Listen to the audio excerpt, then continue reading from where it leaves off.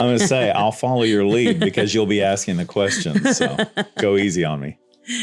Well, I think all of our balls are slow balls. Okay.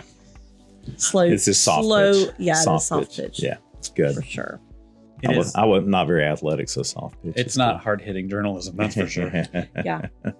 Digging for the truth. We are thinking about moving into true crime, though. Yeah, I'm trying to think of like a famous example of what we're Wendy will similar watch more to. if you go to true crime. I know. We would capture more of the women crowd if we were listening, if we were a true crime show. Okay, let me see if I can get ready here. Are you ready?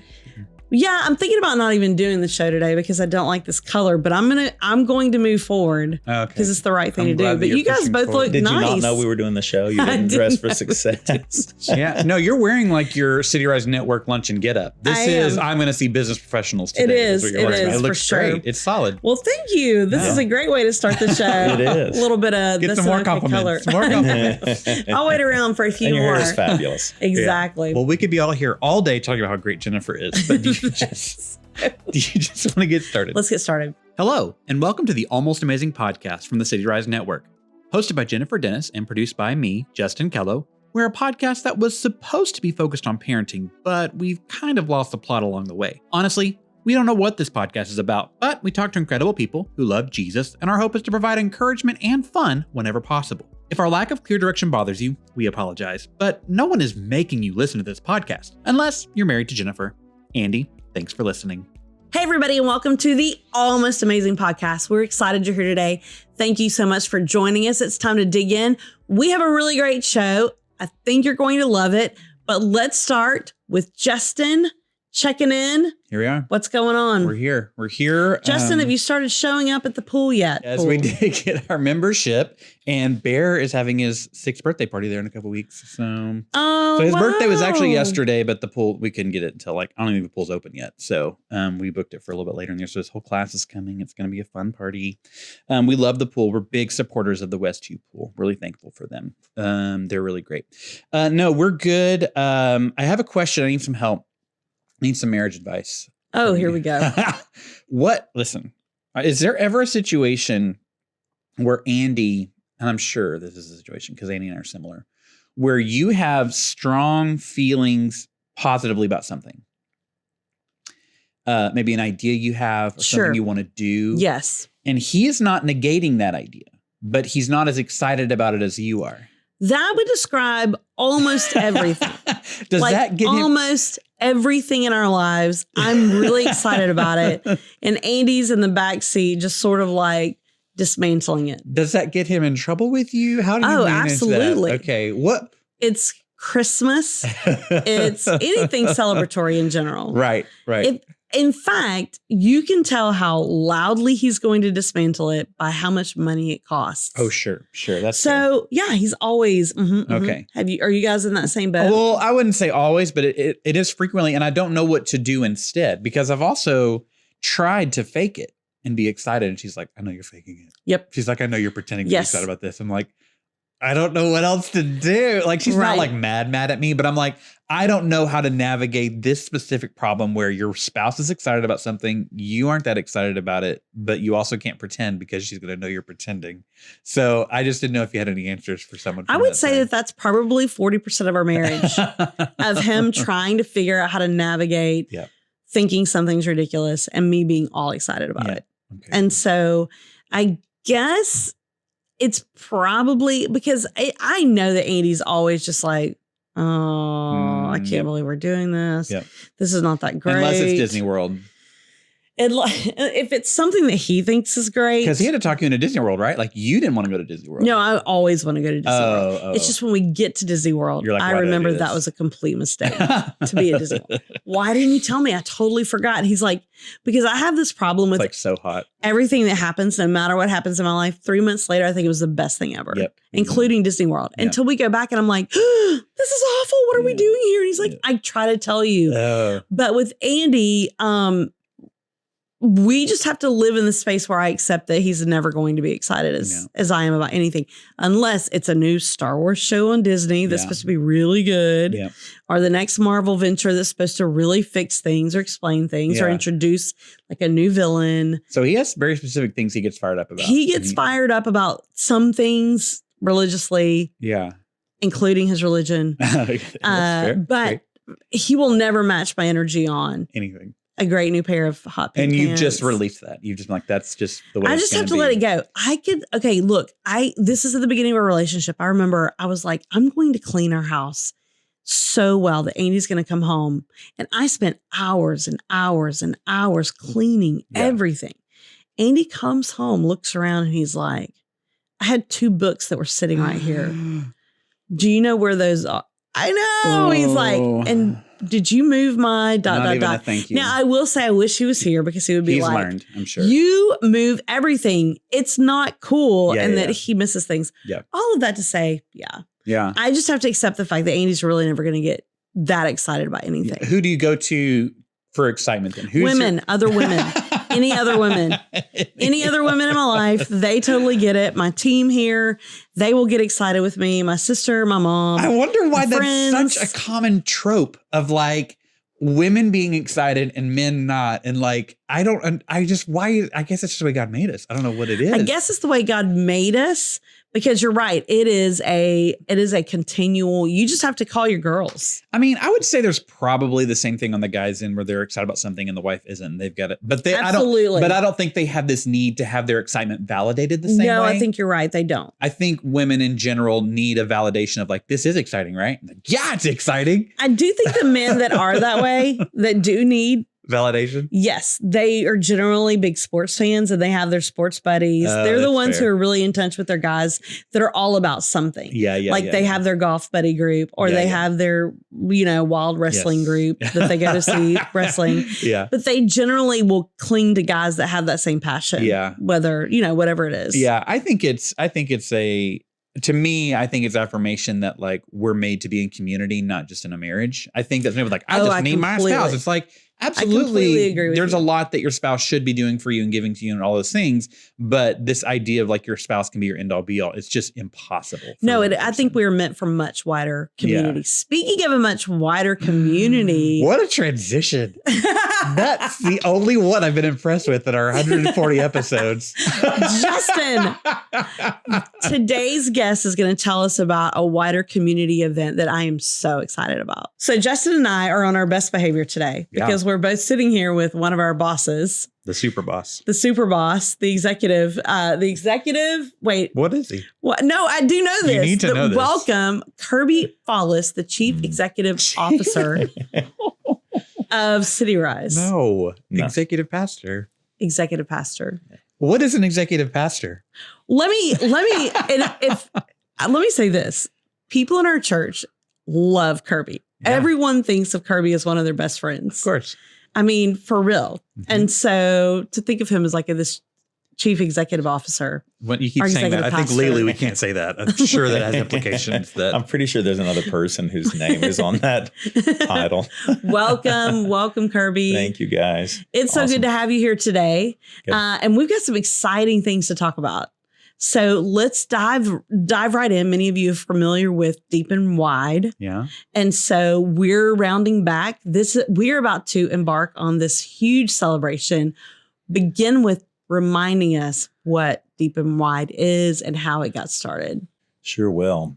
Deep and Wide is really a lot of things. I think our temptation is to think about it like a capital campaign or a fundraiser, and it's about getting the thermometer colored in red all the way to the top, one of those things. And certainly that's important. Really, I think about it as a generosity discipleship journey. And our goal was and is that the 2-year window of giving to Deep and Wide will come and go, but that will be changed forever by what we've learned and experienced and by the discipleship that happened in it. So yes, we raised some money, but more importantly, we're trying to engage the hearts of every person in CityRise to what God teaches us about generosity in his word.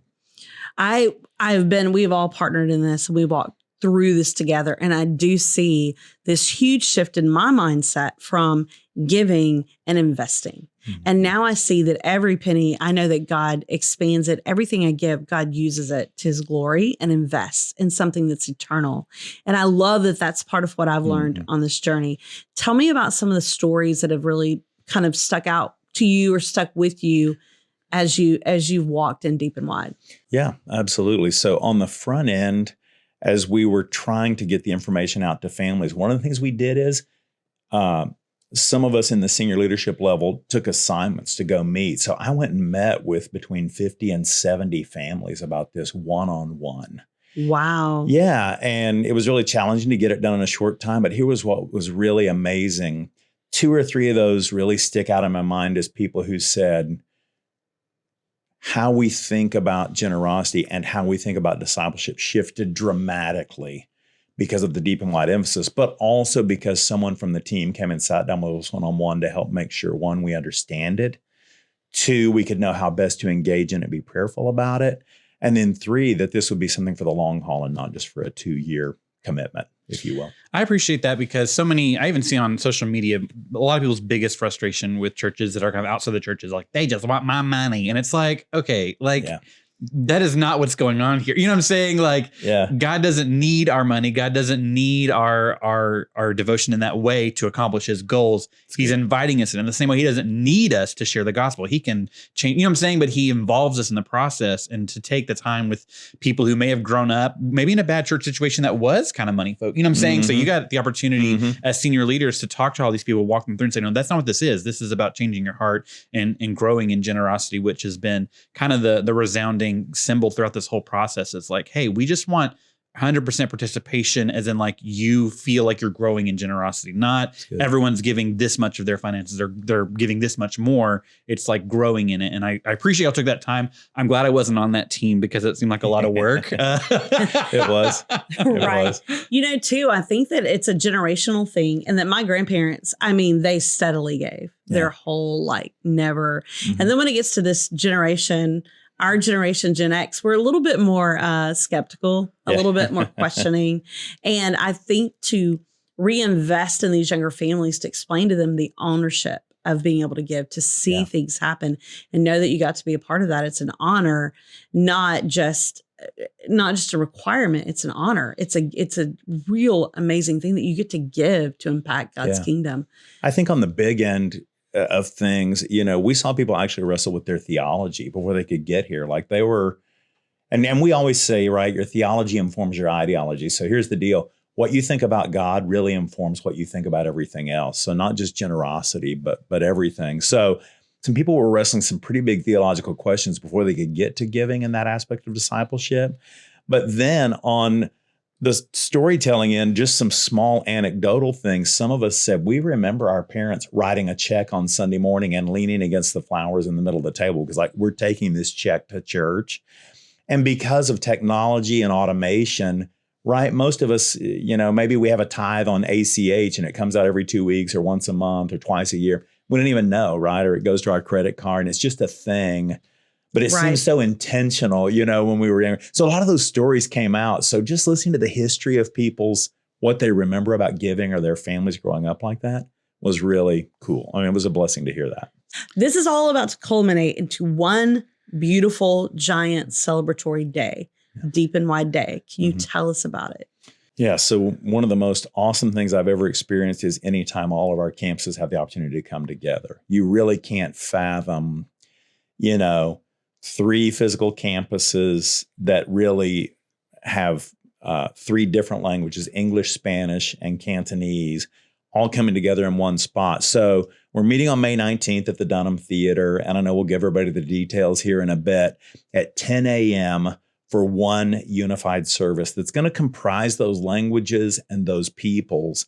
But I think just the energy and excitement of really being able to see each other all at one time and not spread out across the city, it's hard to put a value on that. It's pretty special. I completely agree. We rarely get to have these type of services, but it is so beautiful to have everybody together, and you just have this sense of oneness and you get to see people you haven't gotten to see in a while. And it's such a beautiful experience. I'm super excited. Now, will this wrap up? Will this be the end of Deep and Wide? I think there's two answers to that, but let me give them to you. I think, yes, when we set out, if you talk about the giving aspect of Deep and Wide, it literally was a 2-year campaign. So yes, we'll advertise that day that on June 30th, the Deep and Wide Capital campaign will come to a close. But the other answer is Deep and Wide as it stands, and the generosity aspect of discipleship and all that just goes on and on. Hundreds of new families stepped up to say, we want to be discipled in generosity. Hundreds of new families in our CityRise corporate body stepped up and said, we want to give at whatever level, from the smallest to the greatest. That never ends, because we know God supplies abundantly. We know there are other costs and things coming up. But yeah, the campaign wraps up this summer. It's hard to believe it's been 2 years. Now, as we think about this big, giant service, that's a lot of greeting. It's a lot to undertake. That is a lot of handouts. A lot of directions, getting people to the right space. True. Right. What do you say to the membership? How can they be involved in this day if they want to help or to volunteer? Yeah, I think there's plenty of opportunity for that. We're literally going to need hundreds of volunteers. And so we're going to press into our staff and to deacons, but we're going to need literally committed families to our church campuses to say, I'll step up and help greet. I'll step up and help give out information. I'll be an usher. So there'll be a sign-up genius that goes around at some point to fill those spaces in the next week or so. Just asking people to watch out for that and go ahead and find a niche that you know you can do and come help us. And you can always reach out to your campus pastor right now. Like when you see him on Sunday, be like, hey, I heard you need help. Can I be a part of it? How do I do that? And they'll plug you in for sure. No, that's for exactly sure right. they'll plug you in. And we do provide childcare. You will have childcare for this service. You could just drop your child off at up to first grade at your regular home campus. Mm-hmm. And so you could drop them there where you drop your kids off every week. You go there. We'll have childcare on all 3 campuses. And the childcare is going to be from 9 to noon because the service is from 10 to 11:30.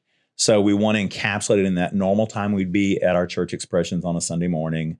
And we want families to have time to drop their children, get to the service, and comfortably get back and not be racing to that. I think another thing families and church members can do is just commit to going and make that public with your community group. You know what I'm saying? Like, like if you are interested in this, let your community group be like, hey, I'm excited. Hope to see y'all there. Hope we can sit together in a group. Hope we can hang out in the lobby beforehand. I'm sure we're going to have coffee or something beforehand. Yes, we definitely will have coffee. I don't know if that decision got made. There is coffee. Yes. Always but coffee. Even like committing There's to mutiny with no coffee. Committing to come as a group with your community group, with your friends and talk about how you're looking forward to seeing the rest of our church. I've worked here for 7 years and I've never had this opportunity. So I'm assuming that there are 600 or 700 people who have never had this chance to come together with all of our church congregations in one space. And so for that reason alone, I think it's worth getting excited about, even when we just came together and just sang one song and left, but we're not doing that, like we're making a big day out of it. And so I would encourage you, if you're coming, like make it a group thing, like encourage your friends at church to come with you and,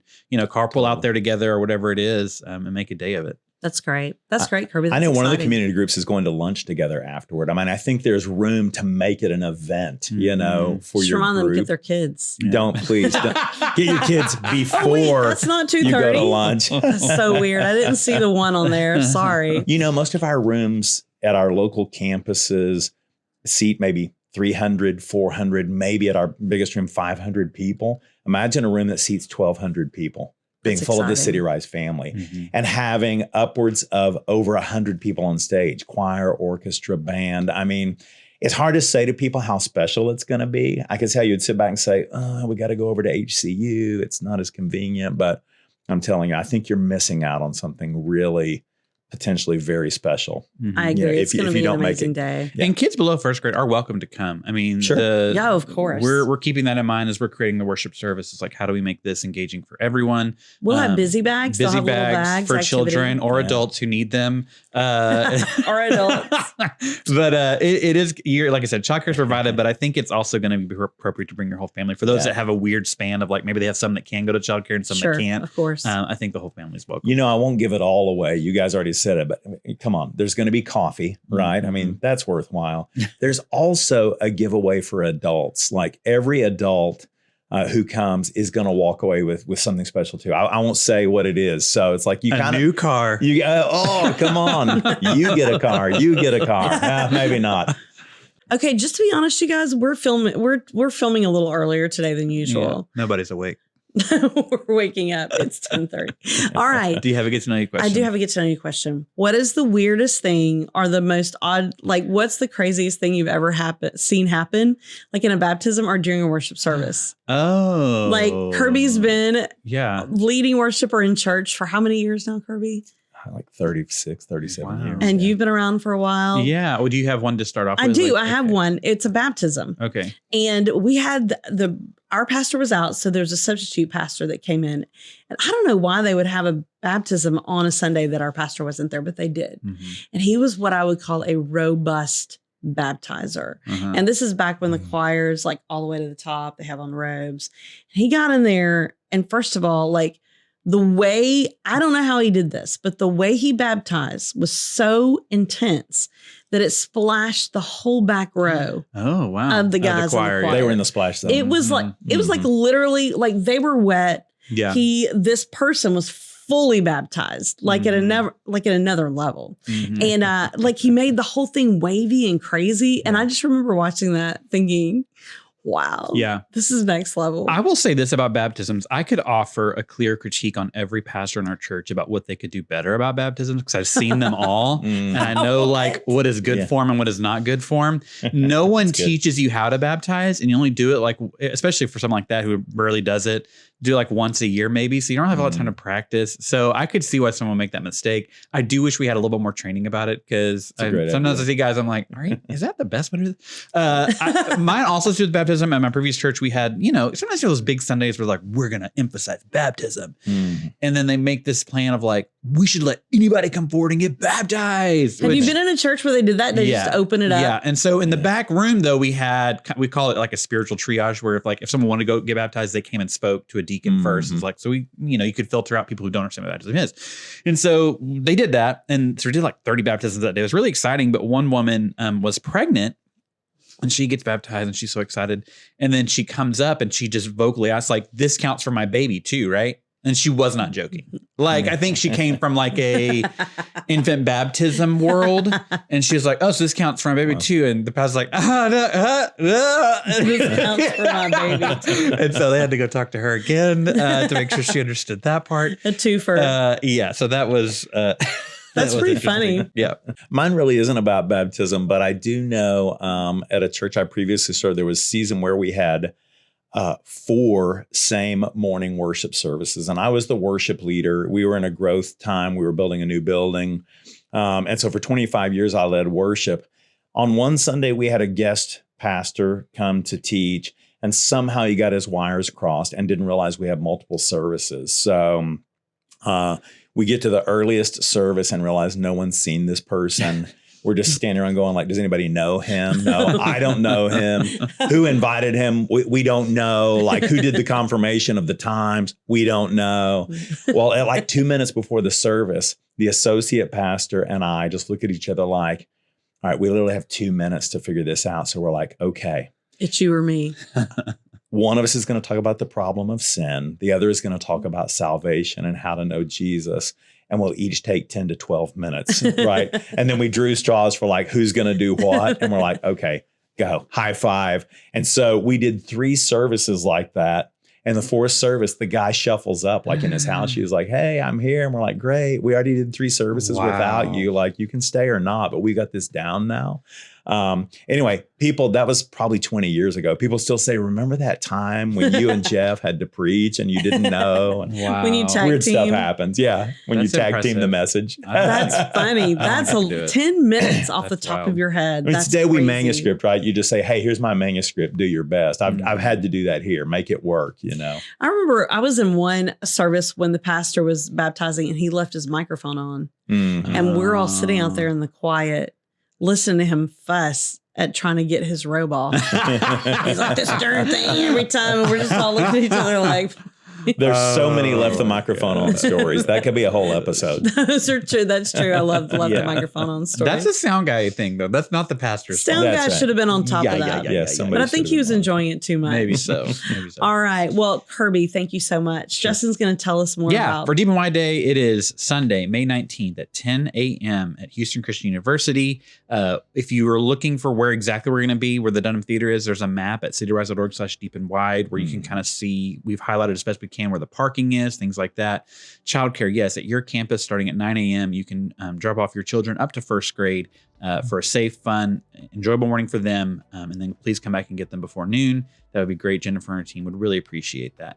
And then you talked about volunteering. I'm sure that when we get that link for the Sign Up Genius, we can make it available on the website as well. But always, if you want to talk to your pastor, if you're like, I really want to get involved, please talk to your pastor about that. It's good. But yeah, this is going to be a great opportunity. We're excited about it. And we're thankful that Kirby came in as the authority to speak on it because y'all don't know this, he is running the team that's making this thing happen. You know what I'm saying? So like, yes. Roger's great at dreaming and he's got so many good visions and so many visions going. Kirby's the guy that's like executing them. Let's go build it. He's the executive in charge of that. The executioner. Yeah, he's doing great.